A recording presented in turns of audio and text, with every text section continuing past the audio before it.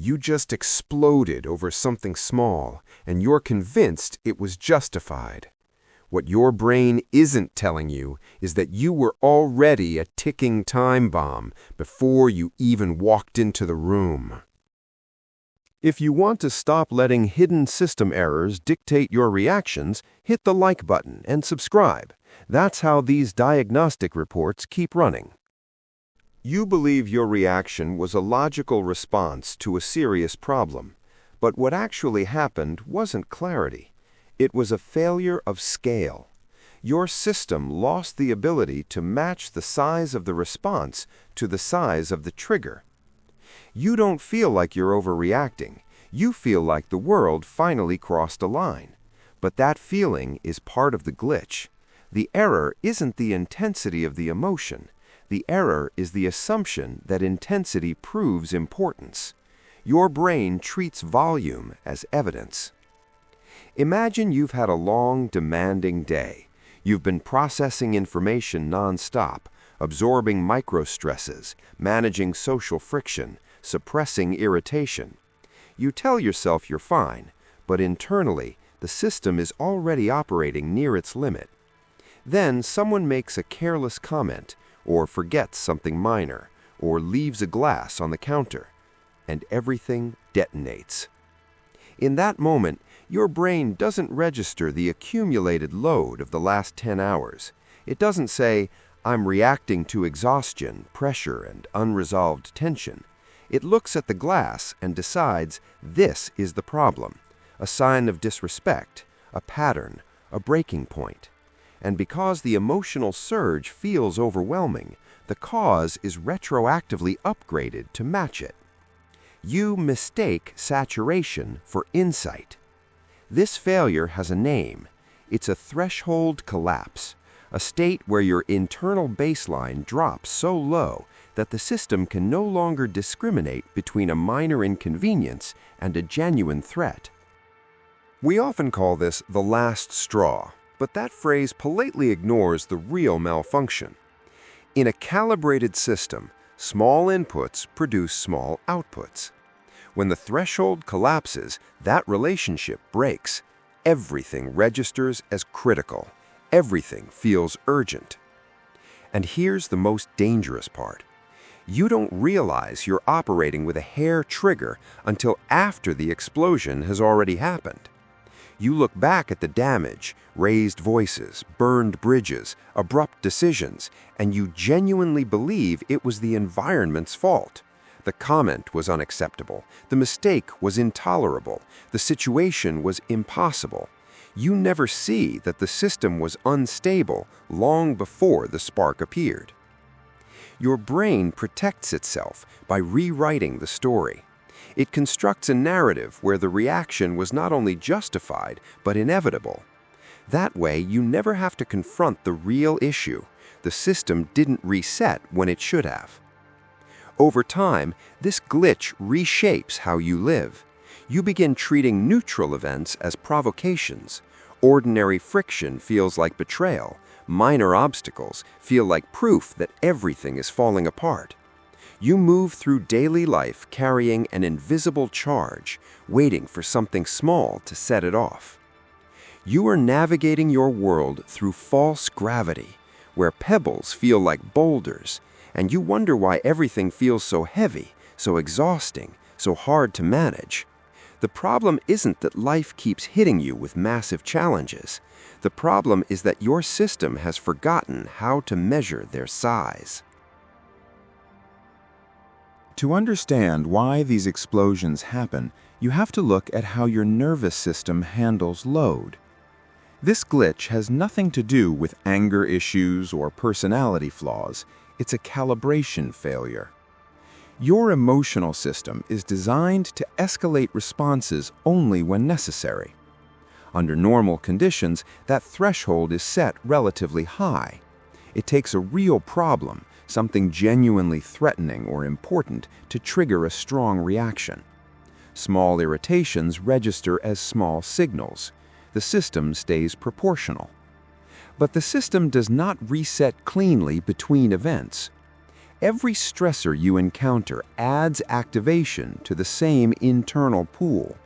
The caffeine you drank to stay focused, the deadline you barely met, the conversation you had to suppress your irritation through, the background tension you didn't have time to process.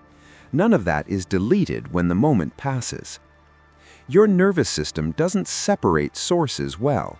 It doesn't label energy by origin. It simply carries it forward. As the day goes on, that activation accumulates quietly. You may feel fine, functional, even calm, but internally the system is running hot. The baseline keeps drifting upward, while the threshold, the point at which a reaction escalates, starts to drop. This is the core failure, a threshold collapse. By the time you reach that point, the system is already unstable.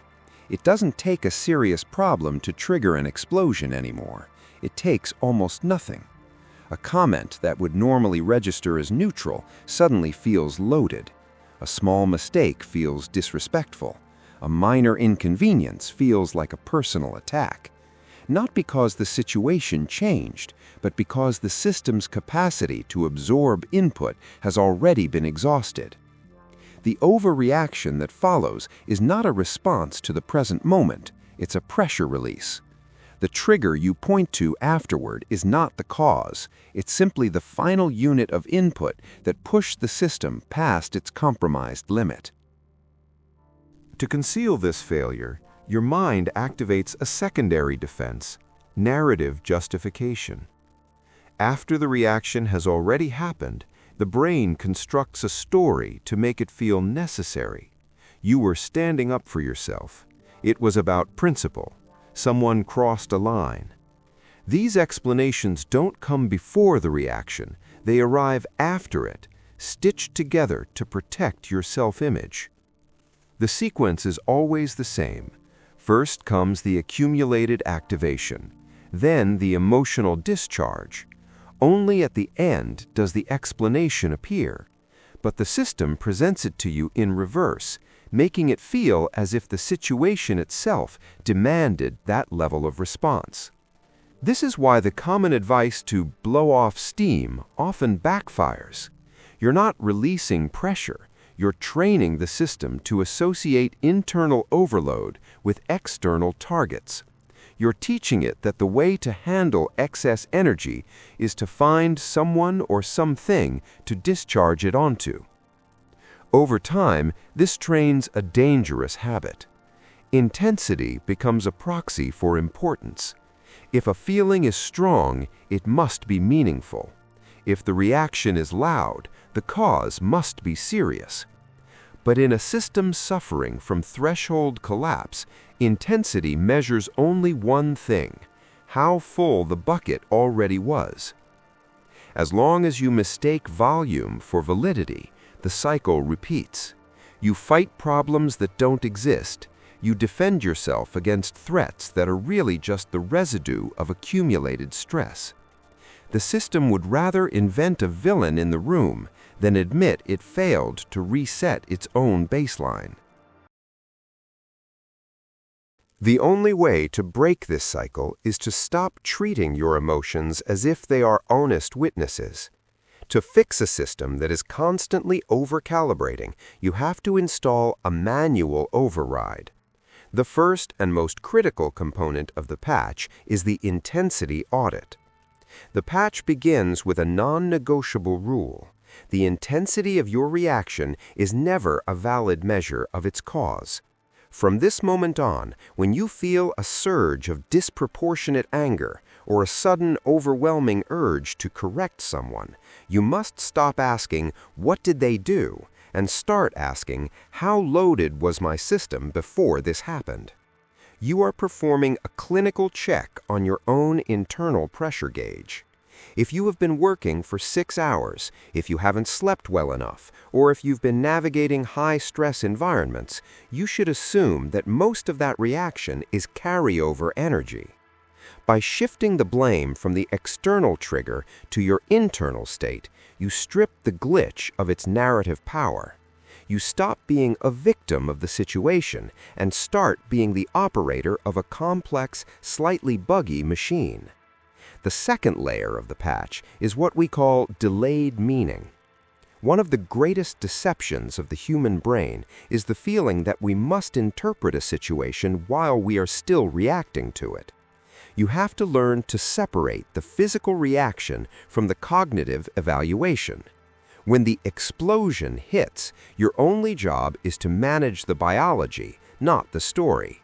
Tell yourself, I am having a high-intensity response right now, and I will decide what it means in 2 hours. By delaying the justification, you prevent your brain from building a narrative mask that locks you into a conflict. Most of the things that feel like deal breakers or unforgivable insults when your system is redlining will look like minor inconveniences once your threshold resets to its normal level. If a problem is truly worth an explosion, it will still be worth a calm conversation later. If it isn't worth a conversation later, it was never worth the explosion in the first place. Finally, you must practice response scaling. This is the most difficult part of the update because it requires you to act against your own biological impulses. The goal is to deliberately choose a response that is 2 levels lower than what you feel. If you feel like shouting, speak at a normal volume. If you feel like sending a 3-paragraph defensive text, send a 3-word acknowledgement, or better yet, nothing at all. This isn't about suppressing your feelings. It's about decoupling your behavior from a malfunctioning sensor. You are training your brain to recognize that it can feel a level 10 emotion and still produce a level 2 response. Over time, this practice actually helps recalibrate your internal threshold. You are teaching the system that it no longer needs to fire the alarm at maximum volume for every minor stimulus. You are regaining the scale that the glitch tried to take away from you. If you ignore this patch, you will continue to live in a world of artificial emergencies. You will burn through the patience of the people you love and the respect of the people you work with, all while feeling like you are the one being reasonable. You will stay trapped in the exhausting labor of constantly justifying your own outbursts, never realizing that the common denominator in every one of your justified conflicts is your own uncalibrated nervous system. But when you apply the intensity audit, the world stops being a minefield. You start to see the triggers for what they are, small, insignificant pebbles that have no power to move you, unless you let your internal pressure do the work for them. You stop being a ticking time bomb and start being a centered, strategic observer of your own life. You gain the ultimate strategic advantage, the ability to remain unshakable in a world full of people who are constantly overreacting. It's time to take the pen back from the machine. If this diagnostic report has helped you identify the glitch in your own life, synchronize with us. Hit the like button to help this signal reach other units, and subscribe to receive your next system report. We are reading the logs. Stay awake. The system is always running.